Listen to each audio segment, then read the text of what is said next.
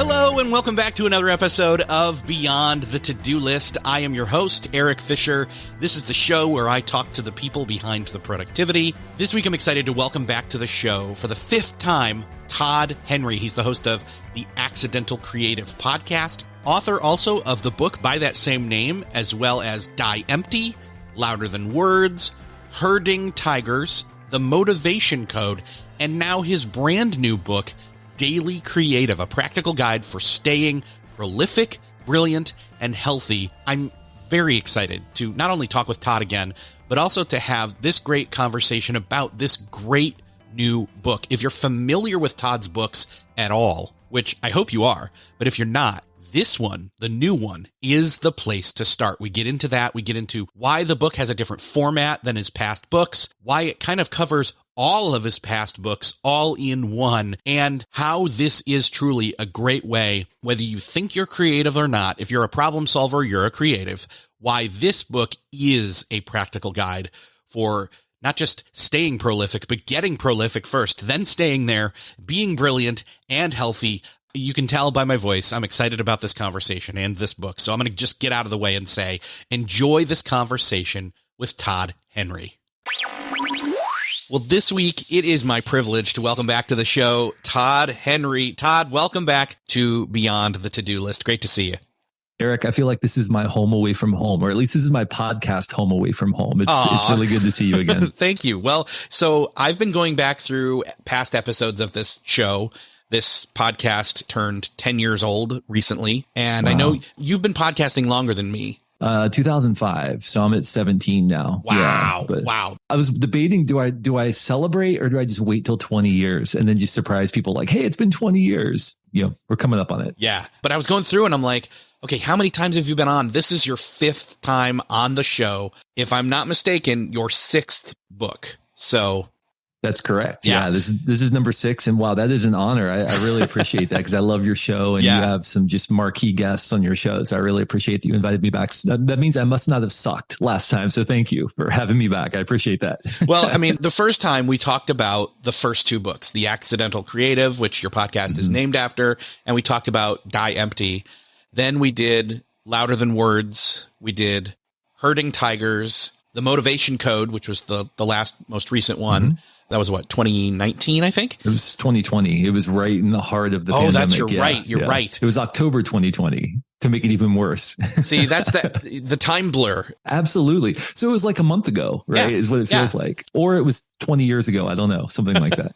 And now you've got the new book, Daily Creative. Before we get into the new book and what it is, I want to try and trace kind of a through line through all the books, if that makes sense to you, especially because this book is called Daily Creative, a practical guide for staying prolific, brilliant, and healthy. And the word creative, even if it's not outright stated with the Accidental Creative or Daily Creative or Herding Tigers, which is about creatives, it's there through all the books. It's in every book. I mean, I think that's the thing is like Todd Henry is always talking about creativity. Being a professional creative even. Yeah. And that's, I think that word needs to be reclaimed a little bit because I think we misunderstand what it means. I think we often conflate creativity with art. So people hear the word creative and they think, well, I'm not creative because I'm not making music or I'm not painting or I'm not designing.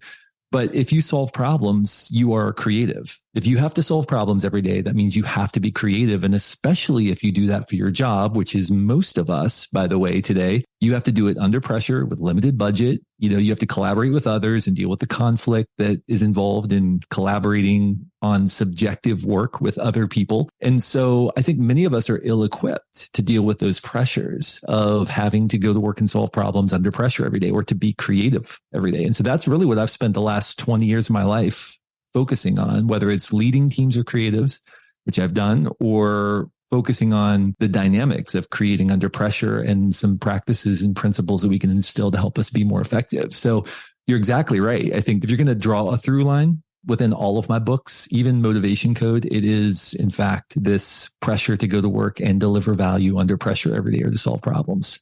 Yeah, I totally see the motivation code as being a companion piece or a supportive piece to creativity and the life of a creative. Whether you're pro or not, you can still treat yourself that way. And the motivation code, honestly, that was kind of breakthrough in a lot of ways for me. Really helped me out, especially in a place when, as you stated, October 2020, not many of us were feeling very motivated. So yeah. And well, the beauty of that book, which we're not here to talk about that today, but the beauty of that book was it really teaches you how to bring motivation to your work more so than how to wait for your work to motivate you. And I know we had a really phenomenal conversation about your unique M code, your motivational mix. And I'm glad that was helpful to you. I know it transformed my world as well, but as a creative pro, it's helpful to understand what uniquely drives you, what attracts you to the kind of work you do, even when you don't feel like doing the work, you feel compelled to do the work. And it's interesting to understand that, because once you do, you can begin to bring that to your work instead of waiting for your work to motivate you. Yeah. I want to jump in on the new book, but we've touched on,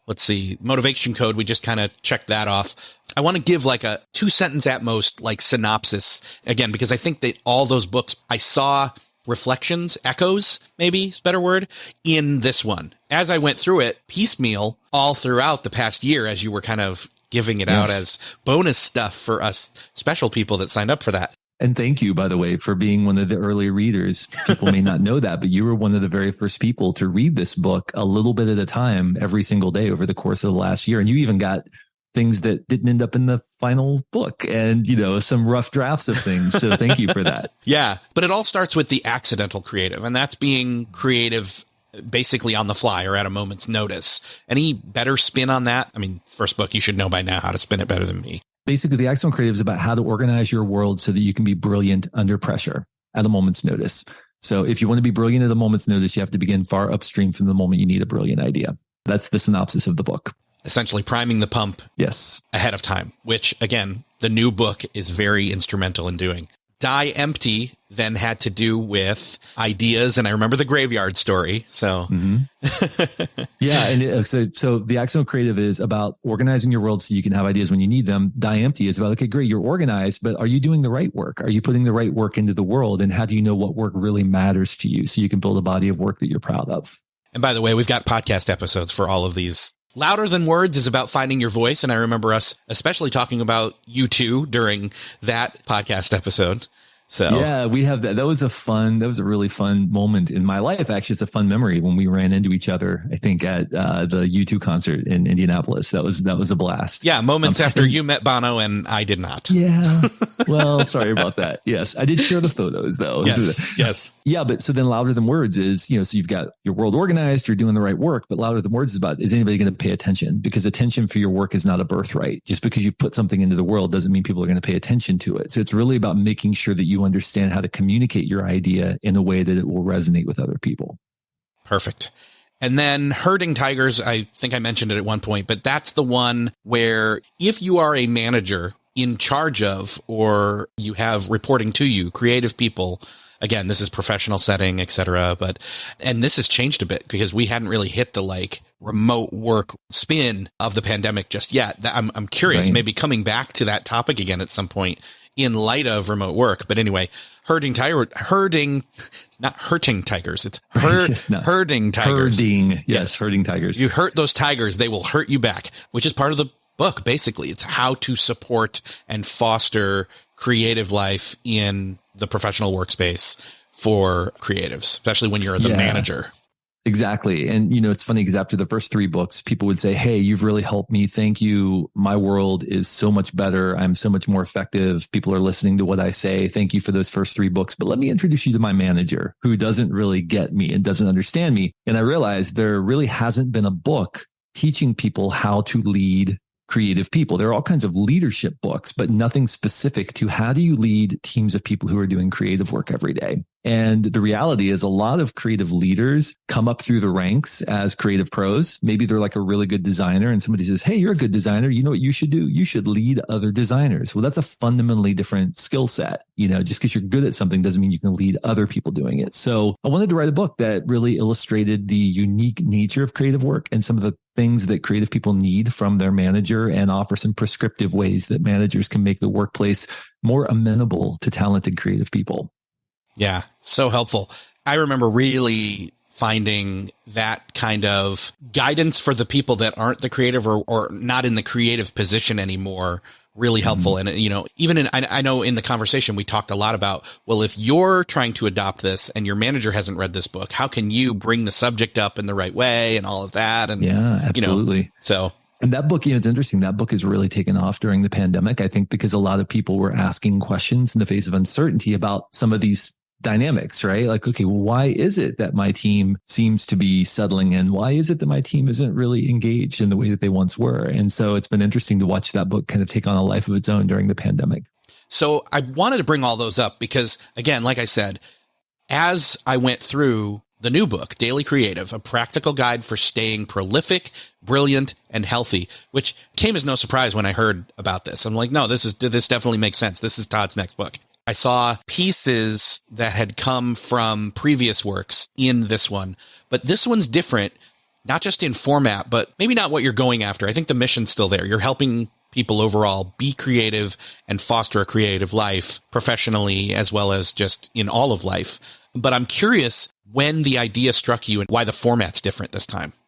Yeah, it struck me during the pandemic. I know we keep bringing up that word. Sorry, I know we're moving beyond that, but it was a really transformative time, I think, for a lot of people. And in the midst of that, I noticed a trend among professionals that I was working with, leaders of organizations and companies that I was spending time virtually, not in the same room, but virtually with.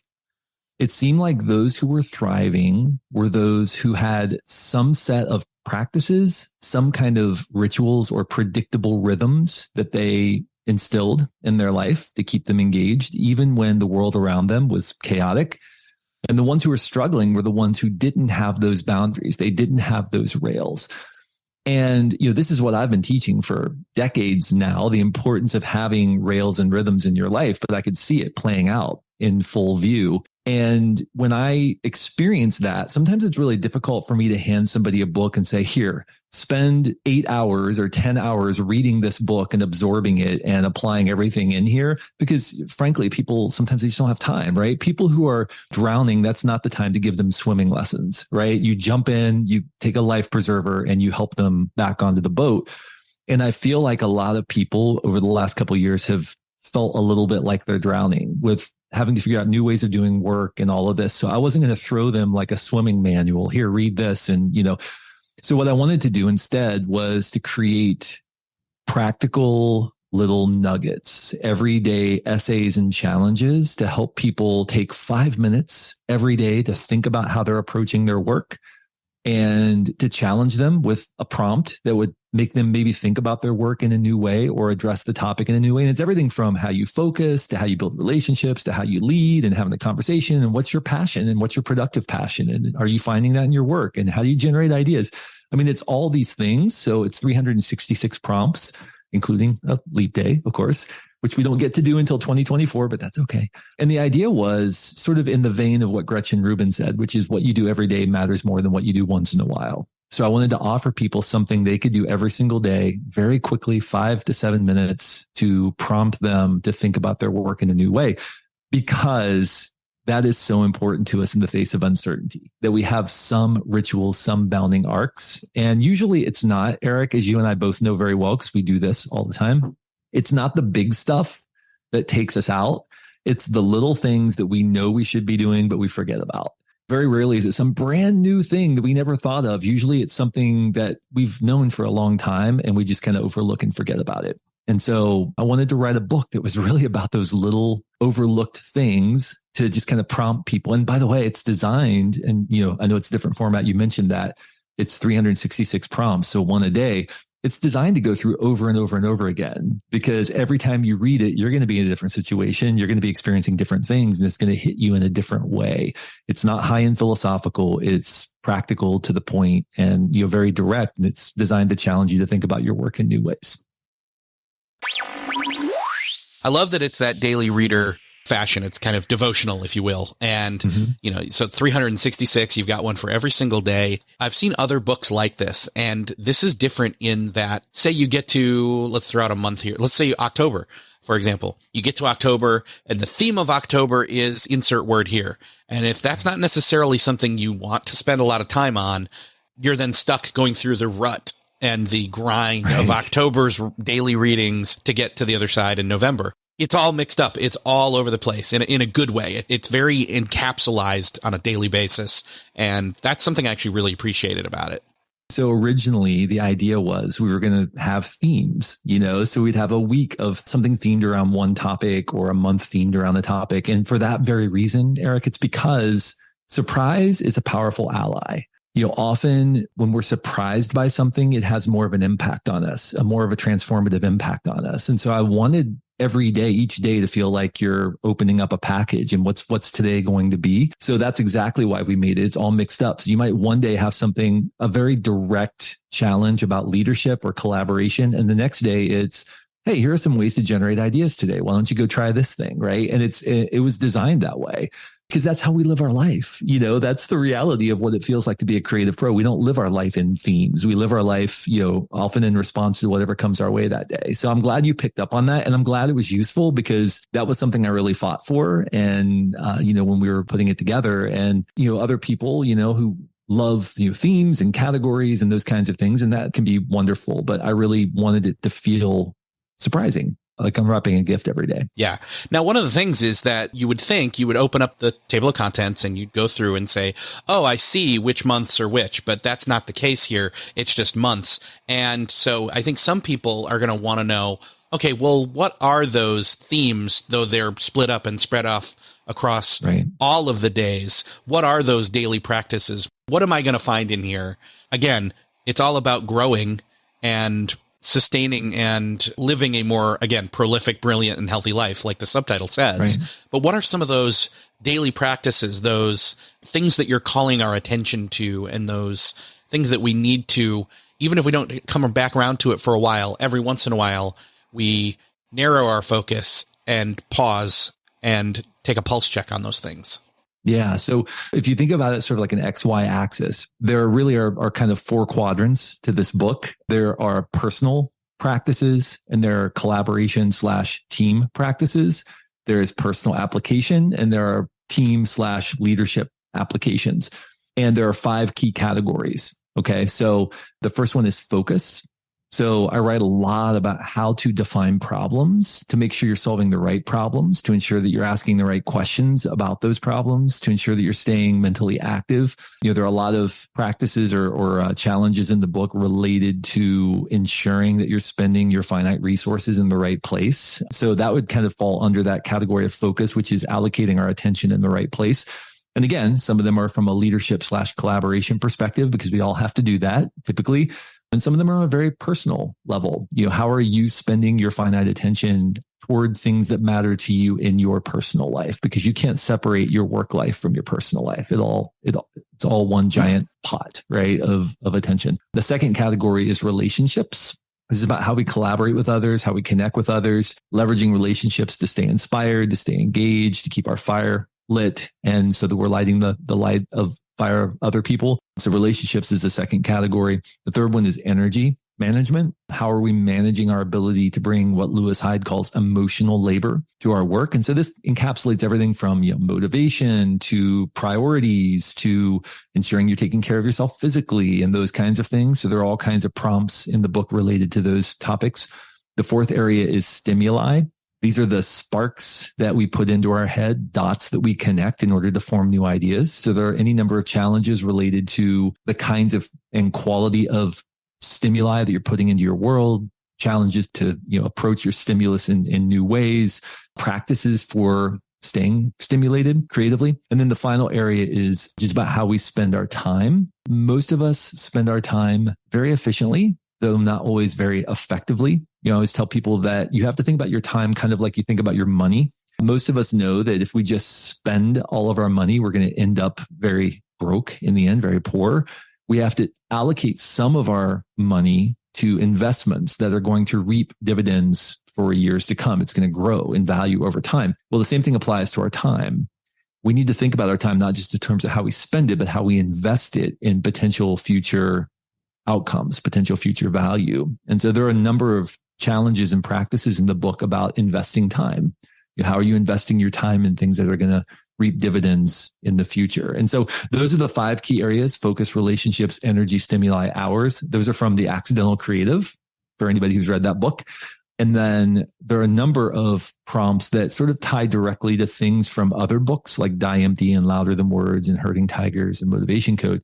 But all of them fall within those 5 categories: focus, relationships, energy, stimuli, hours, which spell the word fresh, by the way, for those who are keeping track at home. Nice. It's funny. Originally, we talked about categories and themes and all that. Originally, my editor for The Accidental Creative, David Moldauer, originally hours was time. And he said, Todd, right now you have Frest, and Frest is not very good. So he changed time to hours. And I'm like, brilliant. That's great. So we ended up with fresh. Amazing.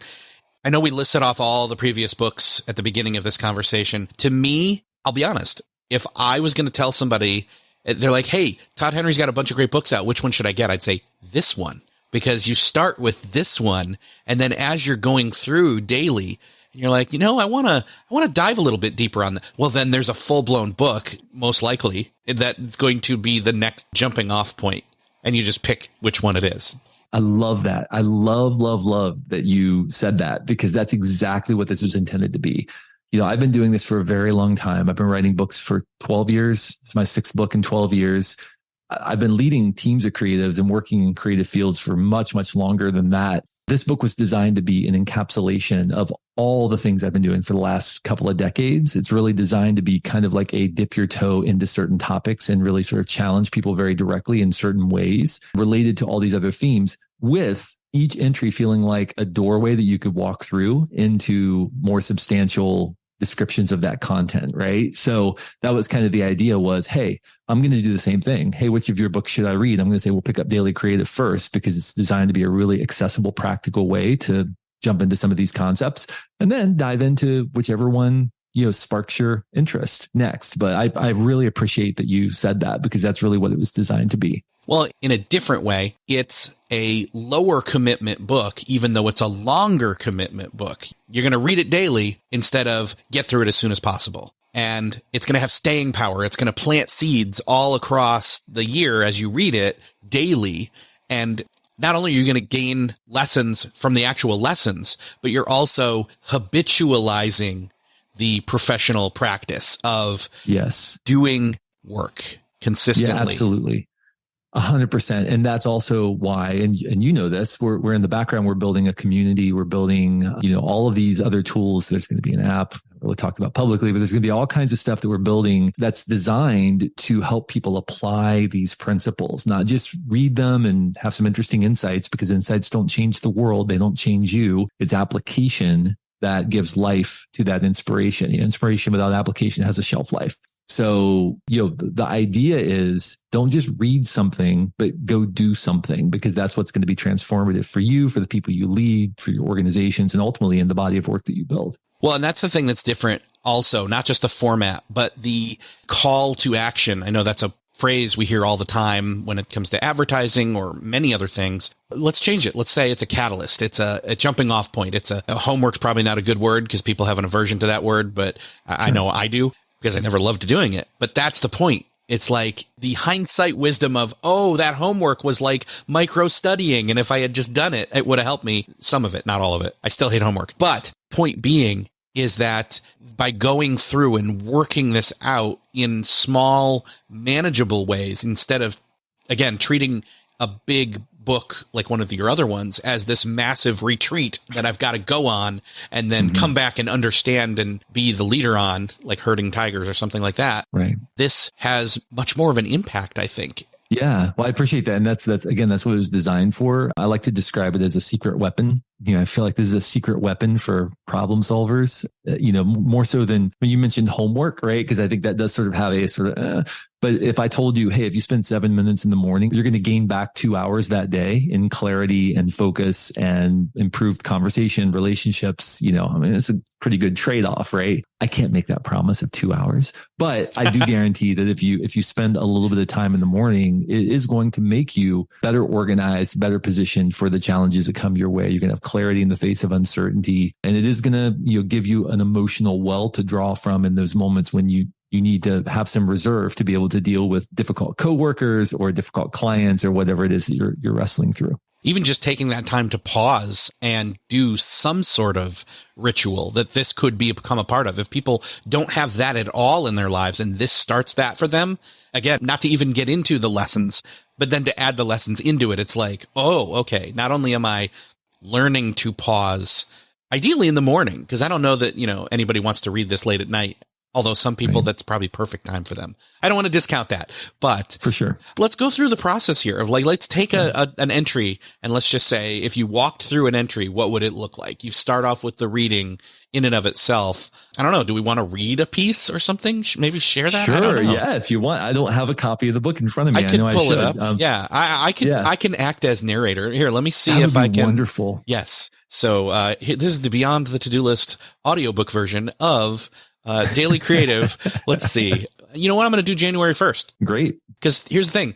So here's a question. Somebody's going to ask this. And so I'm going to preemptively ask it for them. Say I buy the book when it comes out and it's not the beginning of the year. Do I just jump to that day? Yeah, just jump to September 6th when it comes out. When it shows up in your mailbox on September 6th, you go straight to September 6th. And here's the other thing about it is I wanted to create a cadence of people addressing the same concepts, thinking about the same things, talking about the same things on the same day, just boom, boom, boom, boom, right? To create a conversation around these topics. So, wherever you are in the world, if you're reading September 6th, that there are thousands of people all over the world who are also reading that same book and having that same conversation, that same entry on the same day. Because again, the goal is to create movement and change, not just to put some interesting ideas in the world, but I really want people wrestling with these ideas and applying them to their life. And so if we can get everybody reading the same thing on the same day and thinking about the same questions, I think it could spark some interesting conversations in the workplace. Mm-hmm.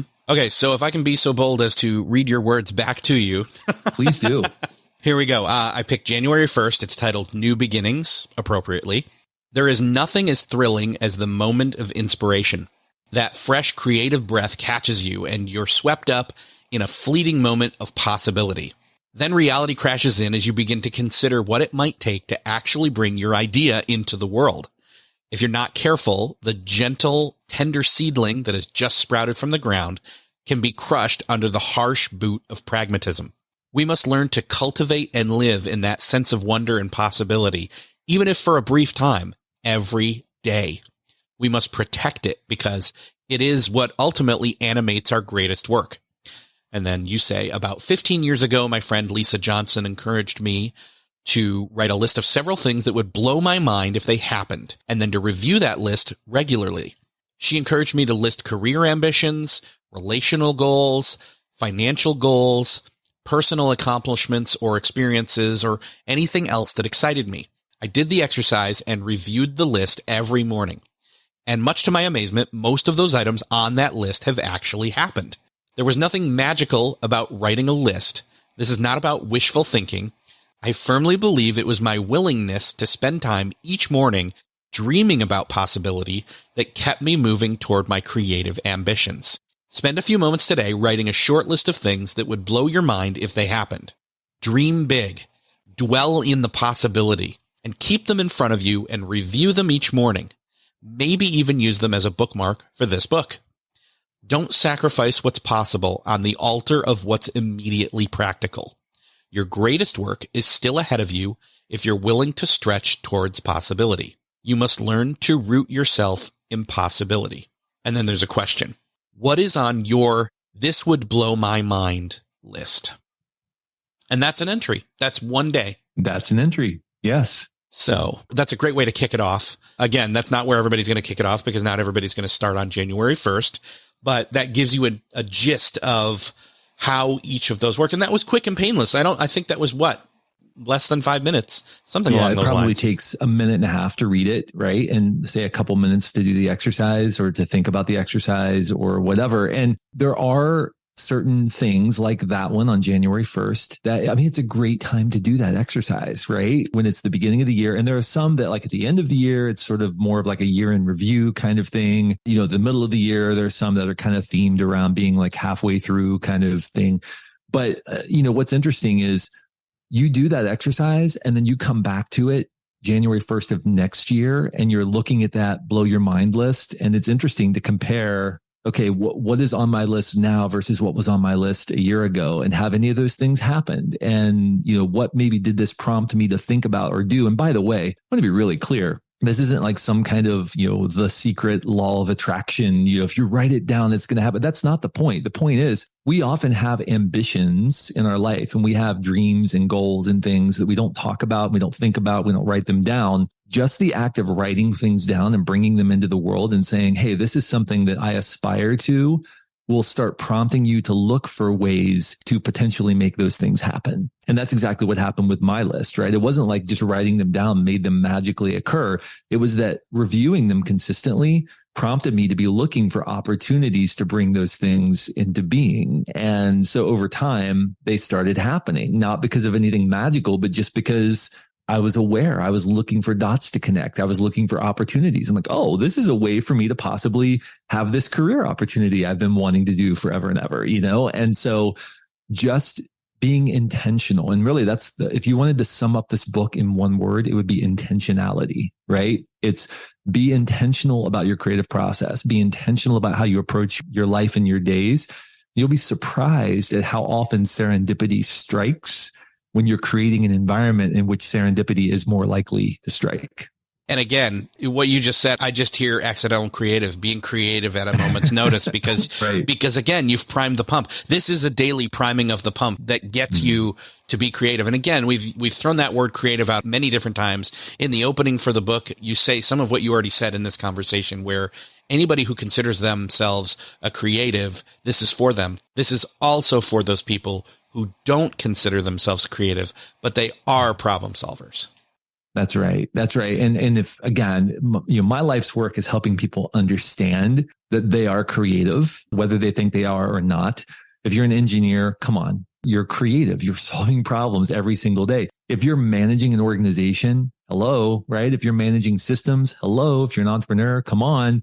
You are absolutely a creative professional, which means you're privy to all the same pressures and dynamics as those people we typically think of as the creatives. It's just that you maybe aren't aware of that and you don't know how to structure your life to deal with those pressures. And so that's really been the underlying theme of the last couple of decades of my life, is helping people understand what it means to be a creative professional and also how to build practices into their life to position them to be brilliant at a moment's notice.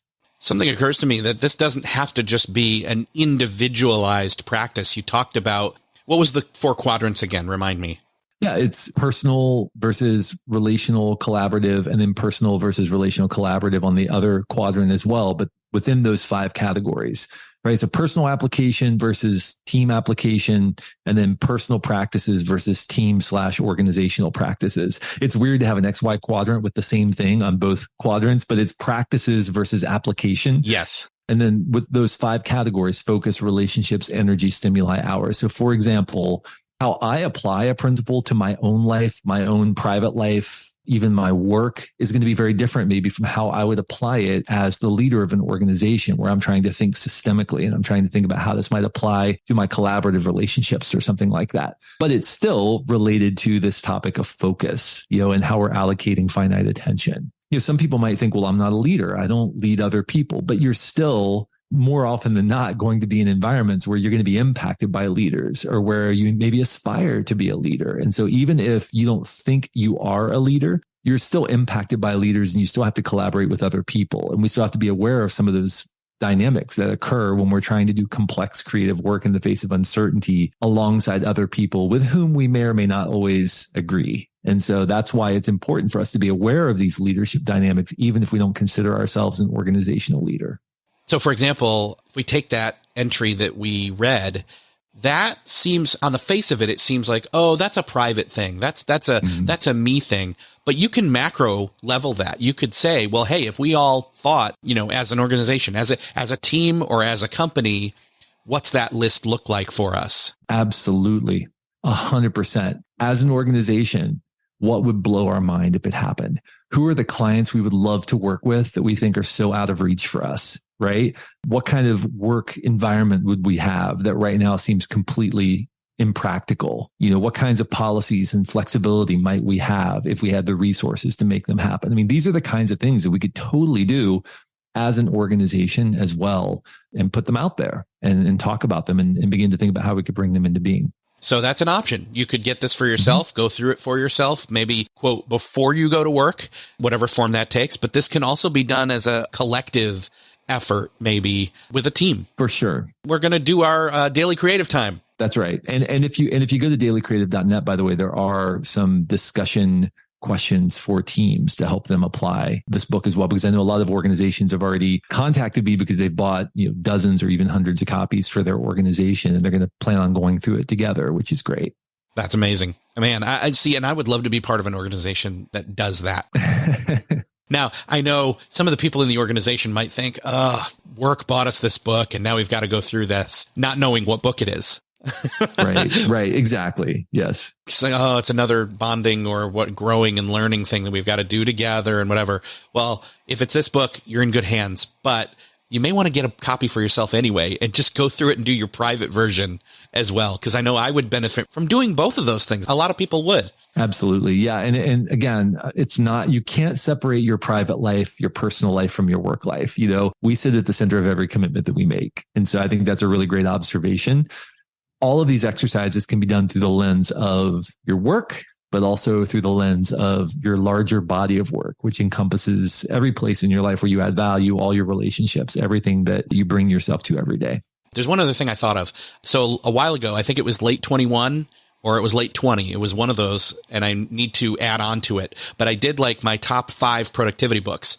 Motivation Code was in there. That's amazing. Thank you. But I've recently said, you know what, you need to expand it to the 10, and Daily Creative now either swaps in or gets a spot. So, oh, wow. There you go. That's incredible. Well, thank you. That really means a lot, because I know that you are kind of the master and the guru of all of these things of this space. And so that really means a lot to me. I know that you have read a lot of stuff and you've encountered a lot of ideas. So thank you very much for that. That's high praise. Yeah. So, and again, I would suggest if anybody's interested, start here, and it's coming out immediately. So let's talk about where people can go to find out more and, maybe even jump on and see what those questions are that you were talking about as groups and everything. Where's the best place for people to learn more if they're not quite sold yet?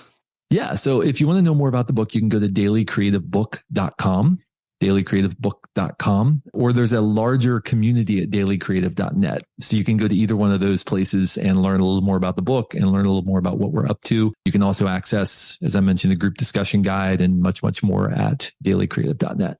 Perfect. Todd, again, this is the 5th time, won't be the last, I'm sure. In fact, we could probably choose, as I start to go through the book again and every other person that buys the book starts to go through it, I could probably say, okay, let's have Todd back and we'll just talk about one aspect of the FRESH acronym. We'll talk. I love that. We'll just talk focus. We'll just talk hours. We'll just talk. We could do that periodically for a while now if we want to.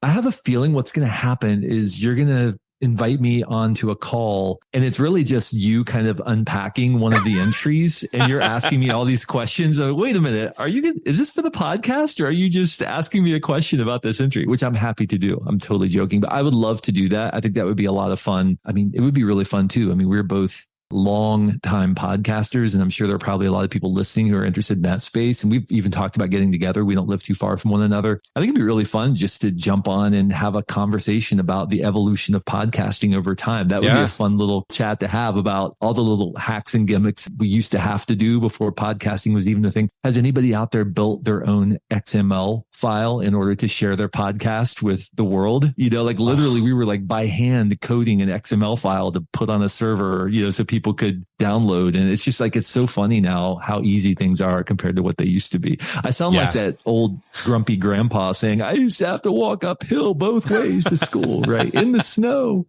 while coding an XML file. Yeah. But that'd be fun too. Yeah. Well, I'll make sure you sign the waiver before I invite you again, just so you know that it's a podcast.